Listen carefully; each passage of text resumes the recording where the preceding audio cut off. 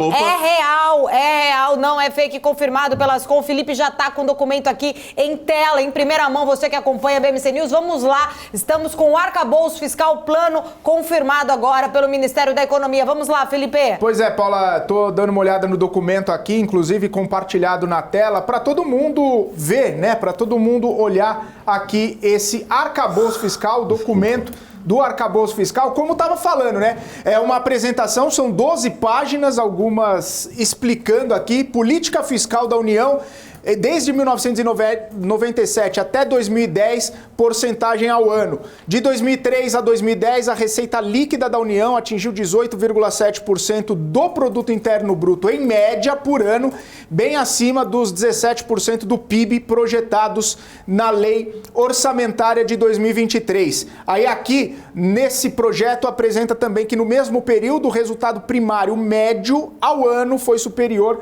a 2% do PIB, o incremento da despesa, e resultado primário ancorado no incremento da receita. Aí a gente vai para a próxima página, gráficos sobre investimento em relação ao PIB percentual do governo central, dos estados, municípios e das estatais federais. Também investimento percentual em relação à despesa primária. A gente vê aqui, né, 2022 a 2030, uma projeção, e aqui o realizado de 2002 a 2010. A fonte, Fundação Getúlio Vargas e o Observatório Fiscal e a Secretaria do Tesouro Nacional, inclusive a elaboração da Secretaria do Tesouro Nacional. Aqui a gente vê crescimento do investimento em relação ao PIB percentualmente e a participação das estatais federais crescendo também. O meu telão aqui, ele é touch e aí acabou fazendo isso.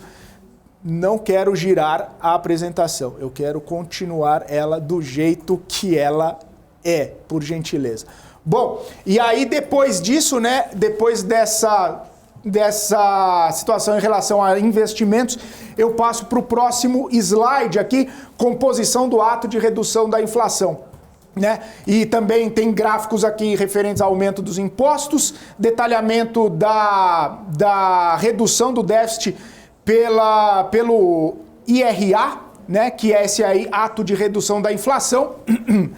Tem um detalhamento em bilhões de dólares sobre gastos e sobre receitas. Gastos é bastante importante em relação à energia limpa, saúde e outros. As receitas vindo aqui sobre percentual de imposto, fiscalização, rebate, medicamentos e outros. Vou passar aqui mais um pouquinho para frente. Aí tem um slide bastante importante sobre reparação social no Brasil, que é um ponto bastante caro para o governo do presidente Lula, e aí ele comenta sobre o novo Bolsa Família, o benefício médio passando de R$ 607 para R$ 703, mais de 21 milhões de famílias atendidas, aumento da faixa de renda familiar per capita elegível de R$ 200 para R$ 218, benefício da primeira infância, R$ 150 por criança de 0 a 7 anos, benefício de R$ 50 por criança entre 8 e 18 anos. Essa é a configuração do novo Bolsa Família, que foi colocado ali, inclusive, ao longo da campanha eleitoral. Também tem uma questão importante sobre elevação do salário mínimo de R$ 1.320 para R$ 1.320, com política de valorização real, aquela política sobre crescimento acima da inflação. Também tem a questão da elevação da faixa de isenção do imposto de renda, aquela proposta de elevação para 2 salários mínimos, né? Para 2 salários mínimos. Inclusive, o presidente Lula tem falado sobre R$ 5.000, mas o que está aqui na proposta para 2 salários mínimos. E aí, elevação de recursos para a saúde, recuperando o patamar de aplicação dos recursos da saúde, além de política de incremento real do recurso para esta área da saúde. Aqui a gente tem aquela questão que você estava comentando, Cabral, sobre as bandas, né? Compromisso PIB, aí a gente vê aqui esse gráfico das bandas para cima e para baixo. compromisso de trajetória, aí as regras fiscais para o atingimento desse compromisso.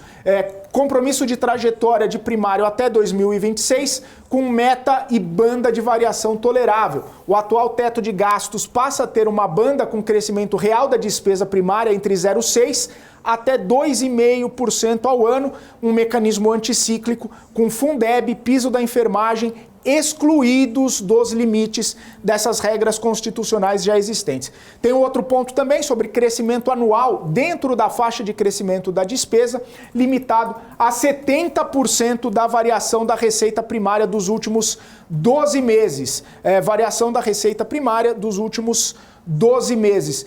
Aí a gente vou até questionar depois se isso acaba tirando aquela dúvida sobre os 70%, se é real ou se é nominal.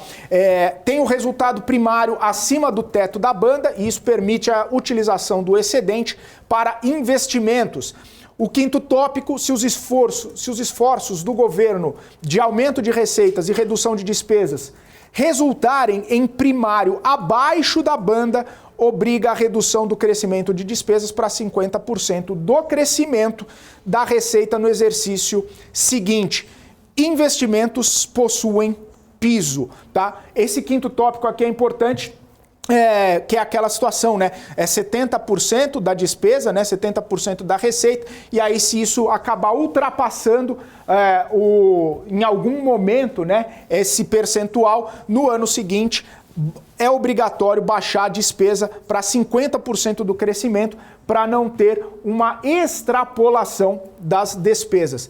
E aqui um cenário, né? Um cenário primário do governo central, de acordo com essa tabela aqui projetada nesse gráfico, que possivelmente o ministro Fernando Haddad vai dar detalhes ao longo da sua entrevista coletiva, e aí uma outra perspectiva com fechamento de 1 ponto percentual no juro, isso percentualmente em relação ao PIB. Temos também com fechamento de 2%, são projeções, né? Projeções partindo aí de estudos do Tesouro Nacional a partir da grade da Secretaria de Política Econômica. E aí, o que o arcabouço garante, né? Mais pobres de volta para o orçamento, recuperação do orçamento de políticas públicas essenciais e mais espaço para investimento público. E aqui alguns tópicos: saúde, educação, investimento, salário mínimo, Bolsa Família e o Minha Casa, Minha Vida. Aqui, com a redução dos juros da dívida, né, projeção, né, da redução do juro da dívida, isso acarretaria menos inflação, mais estímulos ao investimento privado, menos juros da dívida pública, atração de investimento internacional, recuperação do grau de investimento, mais previsibilidade e estabilidade, também recuperação do grau de investimento. Bom, este é o arcabouço fiscal, a proposta de arcabouço fiscal liberada e confirmada agora pela assessoria de comunicação social do governo e que acabou sendo passado para a gente aqui fontes jornalísticas, e daqui a pouquinho, inclusive, vai começar a coletiva de imprensa do ministro da Fazenda, Fernando Haddad, para explicar melhor todos esses dados, explicar melhor essas tabelas, e até queria aproveitar essa situação para já jogar bola para a Paula, para o Cabral e para o Sérgio Machado, para repercutir um pouco essa história das bandas que vocês estavam comentando e também toda essa abertura, né, de possibilidades. Parece que não ficou muito claro, né, Cabral, essa história aí dos 70%, se é nominal, se é real, ou o que está acontecendo.